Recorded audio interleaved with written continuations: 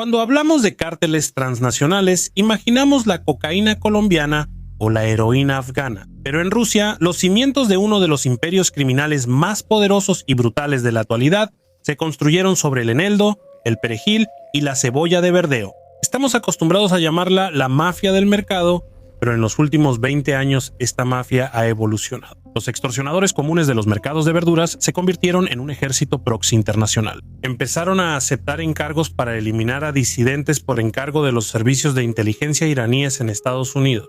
Y para el año 2025, sus arrestos provocaron una crisis diplomática severa y la toma mutua de rehenes entre Moscú y Bakú. Hoy vamos a analizar la mecánica de la llamada Guerra del Eneldo, por qué las hierbas verdes se convirtieron en un producto sangriento, cómo los jefes criminales Lotuguli y Ravshan Lenkaransky inundaron los mercados de sangre, cómo los sicarios de la mafia de las verduras terminaron con armas automáticas en Brooklyn, y lo más importante, quiénes son esas personas en los altos despachos de Moscú cuyos miles de millones están protegidos de cualquier investigación. En el fondo de este derramamiento de sangre estaba la macroeconomía. Las verduras perecederas son el producto ideal para la mafia. Su periodo de venta se mide en horas. Un retraso de un día para un camión significa la destrucción de mercancía por cientos de miles de dólares. Quien controla la logística y los almacenes lo controla todo. El epicentro de la generación de capital ilícito se convirtió en el AgroCluster Food City, en Moscú. 85 hectáreas de territorio, 13.000 empleados, un estado dentro de otro estado. El propietario oficial de este clúster es el holding Kievskaya Ploshchad del multimillonario Godny Sanov, pero la fachada legal no puede funcionar sin el control sobre las brigadas étnicas. Además de la renta oficial, la estructura de extorsión criminal impuso un tributo a cada uno de los miles de puntos de venta, de 50 a 60.000 rublos en efectivo cada mes, solo por el derecho a estar en el mercado. Además, cobraban cuotas por cada camión que llegaba de Azerbaiyán o Irán. El volumen total de este impuesto en la sombra superaba los 300 millones de rublos en efectivo al mes, miles de millones al año. Ese dinero no lo veía Hacienda. Se convertían en criptomonedas, los diplomáticos los sacaban del país y se usaban para comprar armas, sobornar a generales rusos, al Ministerio del Interior y pagar honorarios a los sicarios. Precisamente por estos miles de millones se desató una guerra entre dos mafiosos azerbaiyanos. Representaban dos mundos diferentes y dos tipos de personalidad distintos. A la izquierda está Ravshan Zanev, también conocido como Ravshan Lenkaransky, un militarista duro representante de la minoría Talish. En 1996, a la edad de 21 años, sacó una pistola directamente en la sala del tribunal y disparó a quemarropa al asesino de su padre. El tribunal solo le dio 2 años debido a su estado de emoción violenta. Rechazado por el sistema del Ministerio del Interior, se metió en el crimen profesional y apostó por los jóvenes y los sicarios callejeros. A la derecha está Nadir Salifov Lotuguli, el líder institucional. Obtuvo su estatus de Borbesakone en el año 2000, cumpliendo una enorme condena en una prisión de Azerbaiyán.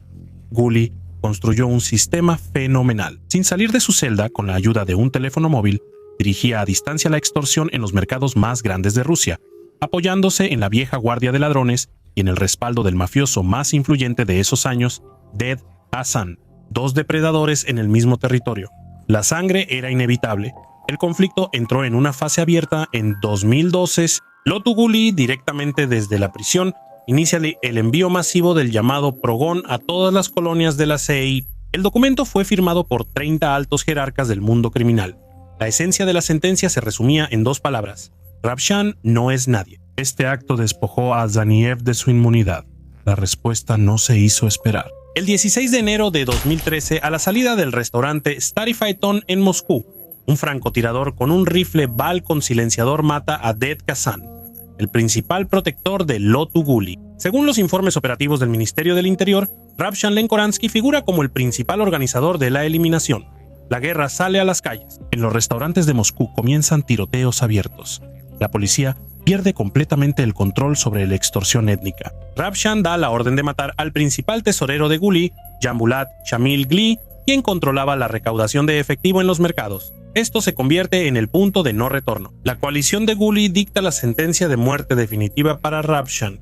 Agosto de 2016, Estambul. Tarde en la noche del 18 de agosto, Ravshan sale del hotel en una camioneta Range Rover con placas azerbaiyanas. El vehículo cae en una emboscada total. 2 sicarios armados con metralletas israelíes Uzi con silenciadores Literalmente acribillan la camioneta con fuego cruzado. La policía turca encuentra 65 casquillos de bala en el asfalto. Ravshan recibe 20 disparos, uno de los cuales, en el ojo, resulta fatal. El conductor muere en el acto. Su cuerpo fue trasladado en un vuelo especial a su natal Azerbaiyán. Decenas de miles de personas salieron a recibir el avión. Para la población talish, se convirtió en un héroe nacional, al que más tarde le erigieron un monumento de 5 metros. Pero el imperio se quedó sin rey. Lothu Guli se convirtió en el dueño absoluto de los mercados. El clan de Ravshan, que fue asesinado, no se resignó. Su hermano Saur Ahmedov inició una de las operaciones más complejas y costosas en la historia del mundo criminal. Fue una infiltración perfecta. El caballo de Troya. En 2019 infiltran a un luchador de 26 años, Hagan Seinalov, apodado Han Bakinsky, en la estructura de seguridad personal de Lothu Guli. Seinalov pasa todas las revisiones del paranoico servicio de seguridad y obtiene acceso al primer anillo de seguridad del jefe criminal. El desenlace llegó en agosto de 2020 en Antalya, en el hotel de 5 estrellas Albadona. Lothu Guli está sentado en la sala de cartas. Él le grita a un deudor por teléfono. Se conserva una grabación de audio de sus últimas palabras: "Mañana te voy a destrozar". En ese momento, su guardaespaldas Seinalov saca una pistola y dispara 4 veces. El último, de gracia, en la nuca. El jefe de la seguridad personal de Guli en ese momento milagrosamente se escondió debajo de la mesa. Y aquí, los criminalistas encuentran la primera anomalía extraña. El asesinato fue planeado de manera maniática para la fecha del 18 de agosto, exactamente ese día, como venganza de sangre por Ravshan. Seinalov estuvo junto a Guli ese día, pero la eliminación ocurrió en la noche del 20 de agosto.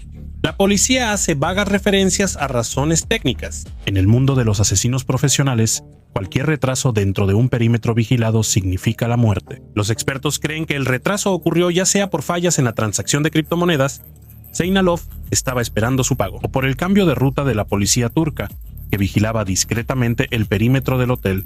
Sea como sea, el rey estaba muerto. Pero lo que sucedió con su imperio después de eso dejó en shock a los servicios de inteligencia de todo el mundo. Después de la muerte de Guli, el control de los restos del clan pasó a su primo Palad Amarov. Al quedarse sin un centro unificado y siendo expulsada de Rusia por las fuerzas de seguridad, la estructura de Amarov comenzó a buscar nuevas fuentes de ingresos y encontraron al cliente más aterrador. Según los memorandos desclasificados del Departamento de Justicia de los Estados Unidos, el crimen organizado azerbaiyano firmó un contrato de subcontratación directa con los servicios de inteligencia de la República Islámica de Irán, el cuerpo de la Guardia Revolucionaria Islámica. Los extorsionadores de los mercados de Moscú se convirtieron en terroristas internacionales. En julio de 2022, Amarov, quien se esconde en Europa, recibe un encargo de la inteligencia iraní. Masih Alinejad es una destacada periodista y disidente irano-estadounidense que vive en Brooklyn, Nueva York. La operación impresiona tanto por su audacia como por su fenomenal falta de profesionalismo. El presupuesto para el asesinato en Estados Unidos fue de unos ridículos $30,000 en efectivo. Amarov contrata a Yalid Mevdev, quien vive en Nueva York. Con ese dinero, él compra un fusil AK-47 al que llama máquina de combate. En su correspondencia, y 66 balas, Mevdev pasa horas vigilando la casa de la víctima en Brooklyn, busca maneras de hacerla salir y le envía reportes a Amarov. El perímetro está bloqueado. Amarov, desde Europa, anima al asesino. Eres un hombre. Pero el 24 de julio Mevdev comete un error muy tonto. Mientras sigue a la víctima, no se detiene en una señal de alto. Una patrulla local de la policía lo detiene por infringir las reglas de tránsito y ve un Kalashnikov cargado en el asiento trasero. Se desató un escándalo internacional. En enero de 2023, Interpol arresta a Palad Amarov en Praga. En febrero de 2024 es extraditado a los Estados Unidos, donde enfrenta una posible condena de 40 años en una prisión federal. La investigación revela una esquizofrenia diplomática. Amarov figuraba oficialmente en Europa como residente de Chequia y Eslovenia, aunque Chequia afirmaba que él era ciudadano de Georgia. El hecho de que el líder de la mafia se legalizara libremente en Europa, trabajando para Irán, se convirtió en una vergüenza para los servicios de inteligencia europeos. Pero lo más interesante en ese momento ocurría en Rusia. Verano de 2025, la guerra criminal mutó en un mecanismo de chantaje diplomático entre estados. En Ekaterimburgo, las fuerzas de seguridad realizan redadas y limpiezas en los mercados azerbaiyanos. En un centro de detención, los dos hermanos Safarov Empresarios mueren a causa de terribles torturas.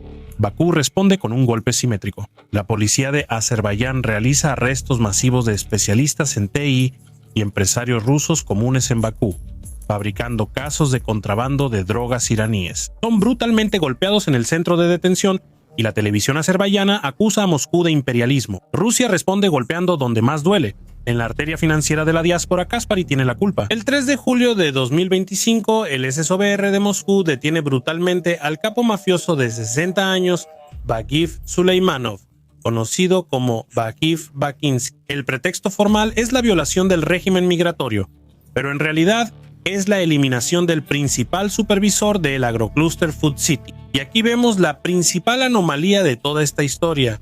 La policía elimina el eslabón de gestión de la mafia, cientos de cadáveres, asesinatos por encargo, corrupción, pero al propietario oficial de los mercados, el multimillonario Godny Sanov, cuyo nombre aparece en decenas de investigaciones sobre despojo empresarial en interés de la dirigencia política de Bakú, el comité de investigación no le hace ni una sola pregunta. La inmunidad absoluta de los dueños de estos activos demuestra una cosa. La guerra de Eneldo, Ravshan Lemkaransky, Lotu Guli, todos ellos solo fueron peones de cambio. La mafia moderna no es independiente. Es una herramienta extraterritorial. Una herramienta para recolectar dinero negro que termina en los despachos de la alta nomenclatura. Una herramienta para los servicios secretos iraníes, que necesitan sicarios baratos en el extranjero. Y una herramienta para el chantaje diplomático entre estados, cuando los políticos empiezan a tomar como rehenes a ciudadanos de países vecinos. Los bandidos se mataban entre sí por el derecho a cobrar tributo, sin siquiera entender que los verdaderos dueños de este sistema usan trajes caros y nunca se manchan las manos de sangre. ¿Y usted qué opina? ¿Cree que algún día las fuerzas del orden podrán llegar hasta los verdaderos dueños de estos imperios financieros, o el crimen siempre tendrá protección en las más altas esferas? Escriban su opinión en los comentarios, denle like, suscríbanse a Crime Time Brew y activen la campanita. ¡Cuídense! A continuación, solo la dura verdad. Hasta pronto.